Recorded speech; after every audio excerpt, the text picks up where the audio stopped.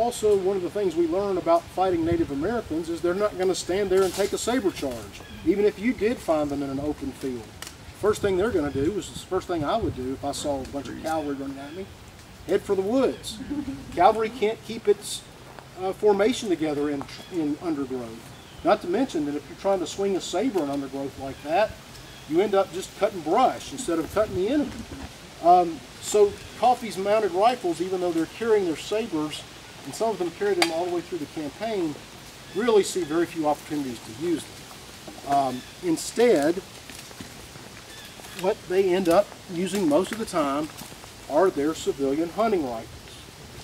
This is a typical one of the period, a single shot flintlock hunting rifle.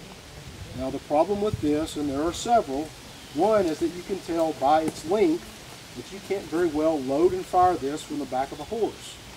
So Coffey's mounted rifles end up, when they're fighting with these things, dismounting, fighting on the ground, just like infantry would, but using their horses for mobility. We'll go more into the loading process on this real quick.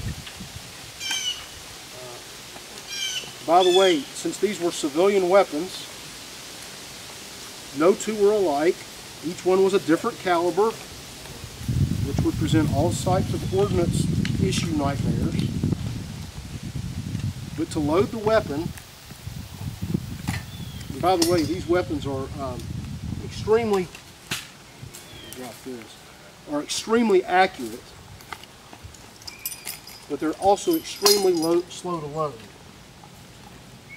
To load the weapon, go to your powder horn, put a small charge of powder in the pan, close the pan, then reach into your hunting pouch, pull out a lead ball, place that in the muzzle, then pull the ramrod